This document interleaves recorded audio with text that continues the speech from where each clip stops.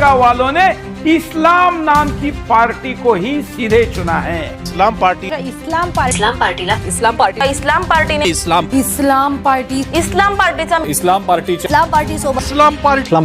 Party का और इस घबराहट की वजह है इस्लाम पार्टी। राजनीति, आंदोलन, किसान, करप्शन, गरीबी, इन सभी मुद्दों पर आवाज उठाएगा अब तक न्यूज इंडिया। सत्ता के आगे जब भी सवाल कमजोर पड़ने लग जाए तो सवाल उठाने पड़ते हैं। बोल के लफ्ज आजाद है तेरे, बोल के सच जिंदा है अब तक। आइए नाजरीन, आप सभी का अब तक न्यूज इंडिया पर इस्तकबाल है। मैं जाबिर शाह और आप लोग देख रहे हैं अब तक न्यूज इंडिया। मालेगांव शहर इस वक्त पूरे हिंदुस्तान भर में चर्चा में है।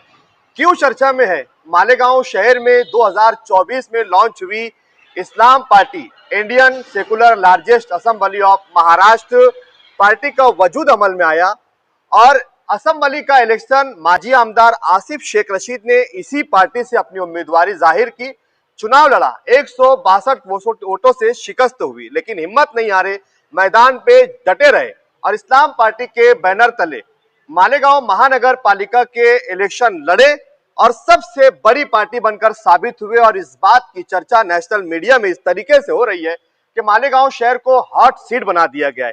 आसिफ शेख इस वक्त हैशटैग आसिफ शेख हो गए हैं।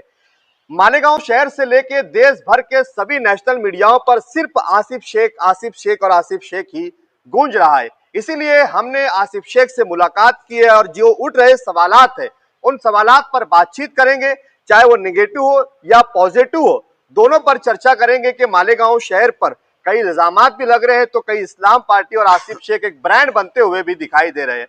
देश भर में अब तक MIM पार्टी मुसलमानों की नुमाइंदगी और मुसलमानों की बात करते हुए मुसलमानों का वोट ले रही थी, लेकिन अब उसके मुतबादिल में इस्लाम पार्टी मैदान में आई और ऐसी बड़ी बाजी मारी है कि MIM भी अब दंग रह गई है। बात करेंगे माजी आमदार आसिफ शेख रशीद और इस्लाम पार्टी के बानी से। कई सवालात है, इस्तकबाल है आपका अब तक न्यूज इंडिया पर। आपने एक कमाल कर दिया कि पूरा नेशनल मीडिया आपके नाम से गूंज रहा है, पूरे देश में आसिफ शेख और इस्लाम पार्टी की बात हो रही है। क्या ऐसा आपने कर दिया? अल्लाह का करम है और मालेगांव शहर के हमारे जो कार्यकर्ता इस्लाम पार्टी के और शहर की आवाम और हमारे जिम्मेदारान ने जो हमने लाएमल तैयार किया था कॉरपोरेशन के इलेक्शन में, वो लाएमल हमारा कामयाब हुआ। हमारे वर्करों ने, हमारे जिम्मेदारान ने, हमारे उम्मीदवारों ने बहुत मेहनत की और उसका नतीजा है कि आज 35 सीट इस्लाम पार्टी की चुनकर आई है। और इस्लाम पार्टी के बैनर पर, झंडे पर हम लोगों ने असेंबली का भी इलेक्शन लड़ा 1 साल पहले। तो असेंबली के इलेक्शन के वक्त तो भी शहर की आवाम ने हमसे बहुत मोहब्बत की और 1,10,000 वोट मुझको दिया था। हम 162 वोट से सिर्फ इलेक्शन हारे थे और हम लोग काम करने वाले लोग, हार और जीत हमारे सामने कोई अहमियत नहीं रखती, लेकिन हम लोग शहर की आवाम का काम, गरीबों का काम, मिल्लत के मसाइल, कौम के मसाइल, दलित भाइयों के मसाइल, हिंदू भाइयों के मसाइल, जब शहर को ज़रूरत महसूस होती है तो हमारा कार्यकर्ता, हम लोग शहर के लिए, आवाम के लिए लड़ते रहते हैं और उसका ये नतीजा है। आपने पूरा इलेक्शन फिरका परस्तों के खिलाफ हमारी लड़ाई है और उसी लड़ाई का नतीजा ये रहा कि आप 35 सीट तक मतलब पहुंचने में कामयाब हुए। लेकिन अब जिन्हें आप फिरका परस्त कह रहे तो उनकी तरफ से बहुत सारे इल्जामात आप पर और आपकी पार्टी पर लग रहे हैं। हमारा पहला सवाल है कि मालेगांव शहर जिहादियों का गढ़ बन गया है, इस तरीके का इल्जाम आप पर लगा है। ऐसा है कि 2006 में और 2008 में मालेगांव शहर के अंदर 2 बम ब्लास्ट हुए और कब्रस्तान के अंदर बम ब्लास्ट हुआ।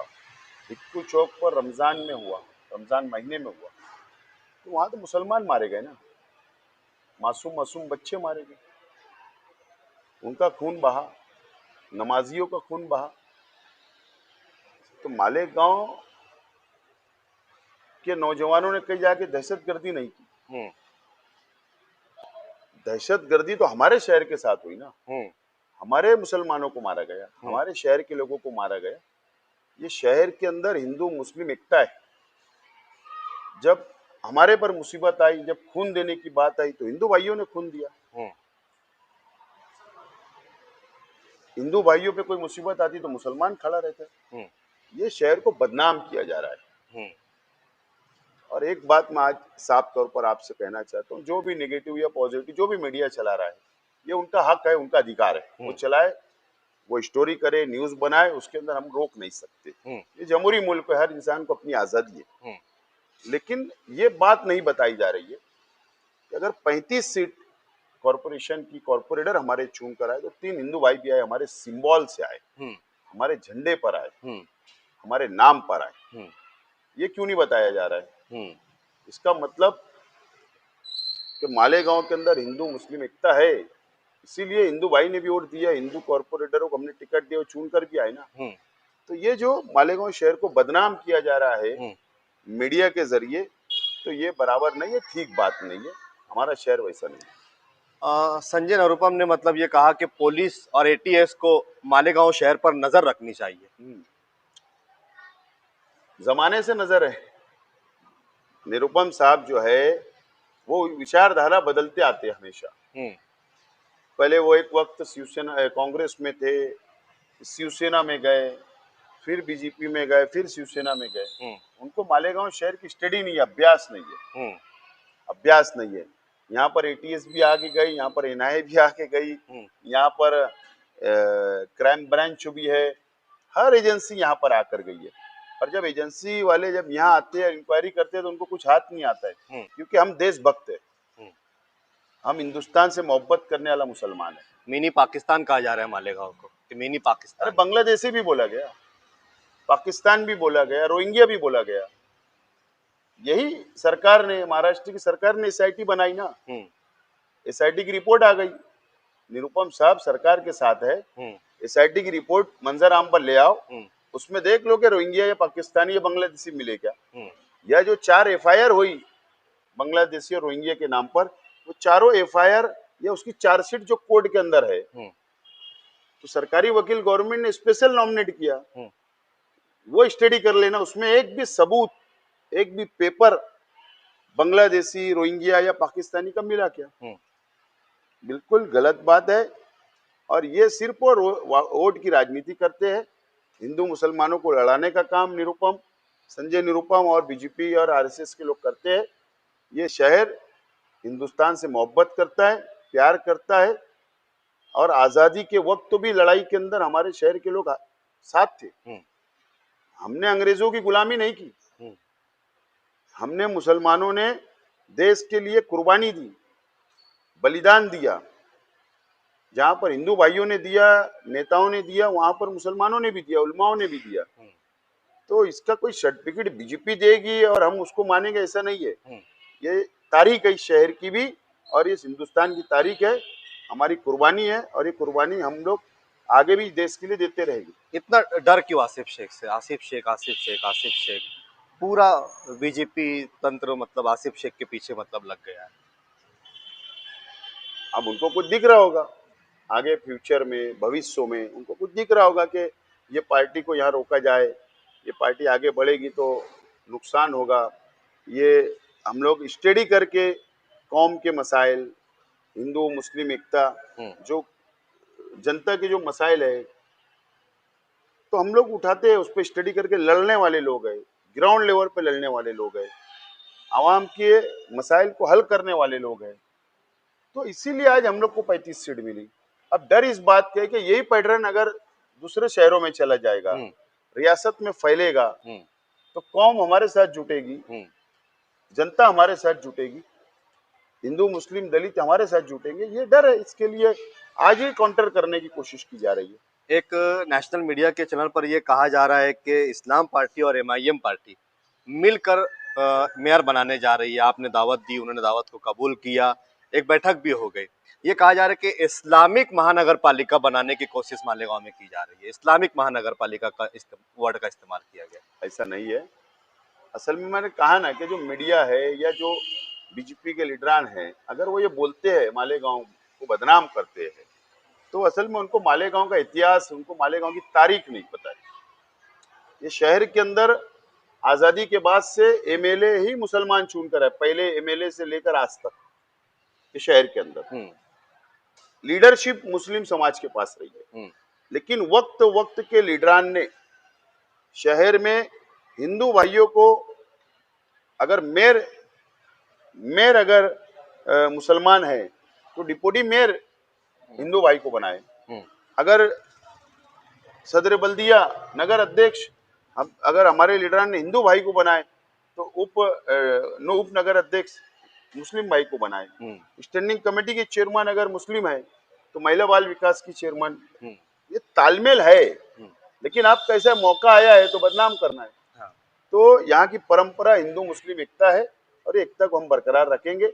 यहाँ कोई परंपरा जो चली आ रही है आजादी के बाद से, उससे कोई हटके काम नहीं हो रहा है। आपने कहा कि मालेगांव में बम ब्लास्ट हुए, 6 का ब्लास्ट हुआ, 8 का ब्लास्ट हुआ। ब्लास्ट में भी नाम मुसलमानों के ही आते हैं। हम ही का कत्ल कर दो और हम ही पे मतलब इल्ज़ाम रख दो। और उसके बाद अब अगर इस्लाम पार्टी कहीं ना कहीं मजबूत हो रही है तो फिर इस तरीके के टारगेट मतलब मालेगांव को किया जा रहा है। हमारा अगला सवाल है कि महाराष्ट्र किसी लोगों को मालेगांव शहर की आवाम से मुसलमानों से मतलब मालेगांव के मुसलमानों से महाराष्ट्र आवाम को खतरा, इस तरीके की बातें भी की जा रही है। खतरा कहाँ है? हमारा पार्टी का नाम इस्लाम शॉर्ट नाम है। हमारी पार्टी सेकुलर है, सभी समाज सभी धर्म को साथ लेकर चलने वाली है। कट्टर बताया जा रहा है, कट्टर पार्टी है। कट्टर बताना वो अलग बात है। अब हरा झंडा को ही अगर कट्टर माना जाएगा तो हरा झंडा क्या आरजेडी का नहीं है क्या बिहार के अंदर, या चौटाला साहब को हरा झंडा नहीं है क्या हरियाणा के अंदर? तो कलर से अगर तुम कट्टरवाद बताओगे या नाम शॉर्ट से अगर कट्टरवाद बताओगे तो असल में वो उनका स्टडी कम है, उनकी मालूमात कम है, ऐसा मैं मानता हूँ। एक सवाल ये भी है कि मालेगांव शहर में कहीं टीवी एंकर पार्टियों को नहीं, सिर्फ अपने कौम को मतलब जिताती है। मालेगांव शहर में जो मुसलमान है वो दूसरी पार्टियों को वोट नहीं देते, सिर्फ मुस्लिम पार्टियों के उम्मीदवार खड़े होते तो उन्हीं को वोट देते हैं। इस तरीके का इल्जाम भी लग रहा है, या तो एमआईएम या फिर इस्लाम पार्टी। अभी ये पार्लियामेंट का इलेक्शन हुआ, यही मुसलमान थे। शोभा बच्चा कांग्रेस पार्टी की कैंडिडेट थी, हिंदू बहन है, और उनको वोट दिया हमने वन साइड। तो वो क्या मुसलमान थे क्या? ऐसा नहीं है। या जब ये हमारा रिजर्वेशन कैटेगरी के अंदर ये मेंबर पार्लियामेंट का जो हल्का था या जो क्षेत्र था, तो जेएमएम कांदोड़े भी चुन के आते थे, वो आदिवासी भाई थे। यही मुसलमानों ने वन साइड उठते थे। नहीं, अब मुसलमानों ने पॉलिसी बदल ली है। हरिशंकर माले आते थे, जब भी दे रहे ना। अब सवाल ये है कि बीजेपी या जो लोग हम पे इल्जाम लगा रहे हैं, तो अगर इनको इतना था तो मालेगांव शहर के अंदर कॉर्पोरेशन के अंदर उन्होंने टिकट देना चाहिए था ना। अगर वो टिकट देते, उनको वोट नहीं मिलती, उनके लोग नहीं चुन के आते, जब उनको इल्जाम लगाने का हक था। तुम टिकट भी नहीं दोगे असेंबली में, तुम कॉर्पोरेशन में टिकट नहीं दोगे, मुसलमानों को अब अलग करना, साइडलाइन करने की कोशिश करोगे, तो फिर मुसलमानों ने क्या यहाँ पर, यानी हमने उनको आपको घर जाके लाना कि आप इलेक्शन लड़ाओ? अरे हमको भी वोट देने का अधिकार है, देशवासियों को भी वोट देने का अधिकार है। हम हमारा प्रतिनिधि, हमारा कारपोरेटर, हमारा एमएलए, हमारा एमपी चुनने का हमको भी राइट है। संविधान ने हमको राइट दिया है। डॉक्टर बाबा साहेब अम्बेडकर के संविधान ने हमको जो राइट दिया, उस राइट से हम चलते हैं। कोई अलग कायदा, इस्लामिक कायदा बनाकर हमारा यहाँ कामकाज नहीं चलता है ना। हम तो जो देश की घटना है, जो देश का संविधान है, उसी हिसाब से चलते हैं और चलते रहेंगे आखिरी तक। देश की इतनी बड़ी पार्टी है, देश की पार्टी का प्रधानमंत्री है भाजपा का, और वो 2 सीट पर सिमट जाती है। कहीं ना कहीं ये सवाल भी बहुत उठ रहा है कि 2 ही सीटें सिर्फ भाजपा को मिलती है वहां पर, इस्लाम पार्टी नई लॉन्च होती है, 35 सीट लेके चले जाती है। ये भी कहीं ना कहीं खल रहा है। ये तो उनकी आपसी लड़ाई थी ना। जो एनडीए के अंदर, जो महायुति के अंदर, जो सरकार के अंदर बैठी हुई पार्टियां हैं, ये तो आपस में उनकी लड़ाई थी, वहां फाइट थी ना उनकी। जहां पर ये बात बताया जा रहा है कि बीजेपी खत्म हो गई या शिवसेना 18 सीटें आ गई, तो फाइट में हम नहीं थे वहां। फाइट में दूसरी पार्टियां नहीं थी वहां। फाइट में ये आपस में फाइट हुई है, आपस में इनकी लड़ा इलेक्शन इन्होंने लड़ा, तो एक जीता एक हारा। अब कमजोरी बीजेपी की, कमजोरी शिवसेना की होगी और उसका इल्जाम भी अगर हमारी पार्टी पे आएगा तो ये कहाँ की बात है? ये तो मीडिया ट्रायल है, मीडिया ट्रायल ले रहा है, हमारे को बदनाम कर रहा है। तो पहले ग्राउंड लेवल पर यहाँ पर आकर कौन से प्रभाग में कौन सी समाज की पॉपुलेशन थी, लोक संख्या थी, पहले वो देखना और उसके बाद हम पे इल्जाम लगाना चाहिए। आपने आपके इंटरव्यू में ये भी कहा कि मुसलमानों का कोई नेता अब महाराष्ट्र में दिखाई नहीं देता है। कांग्रेस के पास सेकुलर मुस्लिम नेता नहीं है, राष्ट्रवादी के पास मुस्लिम चेहरा नहीं है जो मुसलमानों को बटोर सके और वो सेकुलर पार्टियों को वोट दे सके, इसलिए वो मजबूरी में एमआईएम को वोट देते थे। अब इस्लाम पार्टी जो है वो मुतबादिल बनकर मतलब उभरी है, तो क्या आप मालेगांव से इस्लाम पार्टी बाहर फैलाने की तैयारी? अरे बात ऐसी है, आप समझ लो, मैंने कहा बिल्कुल सच का, कोई झूठ बात नहीं है। असल में पार्टियों की जिम्मेदारी होती है। अब हम कांग्रेस पार्टी में 40 साल थे, मेरे वालिद शेख रशीद साहब, मैंने बात कांग्रेस का एमएलए मैं भी रहा, लेकिन कांग्रेस पार्टी का जो नेतृत्व स्टेट का है, महाराष्ट्र का है या देश का है, उनकी जवाबदारी ये होना चाहिए कि अगर नेतृत्व को अगर हम कमजोर करोगे तो वो कैसे जनता को संभालेगा। नेतृत्व को मजबूत नहीं करे, क़यादत को मजबूत करने का काम नहीं करे, सिर्फ मालेगांव में नहीं, महाराष्ट्र में आप देखो तो धीरे धीरे मुस्लिम लीडरशिप खत्म होती चली गई, कमजोर हो गई, आखिरी में कुछ नतीजा नहीं आया, घर बैठ गए। कई नेता है महाराष्ट्र के अंदर, कई नेता है, आप देखिए, आपको राज्यसभा का मेंबर बनाना है किसी को, तो आप बाहर स्टेट का लाकर यहाँ से राज्यसभा का मेंबर बनाते हो। क्यों? आपको महाराष्ट्र के अंदर कोई नेता नहीं था क्या? फिर उसके बाद तुम इल्जाम लगाओगे कि भाई हमारा साथ नहीं दे रहे मुसलमान। अरे आजादी के बाद से तो हम साथ थे ना, लेकिन आप जब क़यादत मजबूत करने की बात आएंगी तो आप हम पे पैराशूट से किसी को थोप दोगे। मैं मेरी पार्टी की बात नहीं कर रहा हूँ या मैं मेरे पर्सनल नहीं बोल रहा हूँ, मैं एक जायजा बता रहा हूँ आपको, महाराष्ट्र का जायजा। तो आप अलग अलग सेकुलर पार्टियों के अंदर देखो ना, कमजोर होती जा रही है लीडरशिप, तो फिर मुसलमान क्या करेगा? खुद पक्ष बनाएंगे। जब तुम्हारी पार्टी का लीडर कमजोर हो जाएगा, क़यादत कमजोर हो जाएगी, तो मुसलमानों के तो मसाइल है ना, कौन हल करेगा? रोटी, कपड़ा, मकान, रोजगार, या जो काले कानून आते हैं, तो मसाइल मुसलमानों के। तो ये मसाइल हल करने के लिए फिर वो जाएगा कहाँ? वो किसी भी तो क़यादत ढूंढेगा ना, ऑप्शन चाहिए ना। जब कमजोर हो रही है तो ये बातें हो रही है। अगर आज हमारी नई पार्टी बनी और मैं अपना झंडा लेकर निकला हूं, तो मैं क्यों, मुझे वहां पर कमजोर करने की कोशिश की, मैं हट गया। अब यहाँ आया हूं, अब मैं मेरे बलबूते पर जितना मैं को स्टडी है, चाहे म्युनिसिपल कॉर्पोरेशन की एक्ट की, कानून की, या महाराष्ट्र के गवर्नमेंट के जो एक्ट या कानून है उसकी जो मालूमात है, या अलग अलग सरकारी डिपार्टमेंट की जो मुझे मालूमात है, इस बेस पर मैंने पार्टी तैयार किया। और मुझे ये कॉन्फिडेंस है, मुझे ये विश्वास है, एतमाद है मेरे आप के ऊपर कि अगर मैंने नई पार्टी बनाया, नया झंडा है, तो मैं जनता का काम करूंगा, लड़ के काम ले लूंगा, अधिकारियों से लड़ सकता हूं, डिपार्टमेंट से लड़ सकता हूं, गरीबों का काम करा सकता हूं। यह विश्वास मेरे अंदर है आज भी, इसलिए पार्टी, झंडा आगे बढ़ रहे हैं।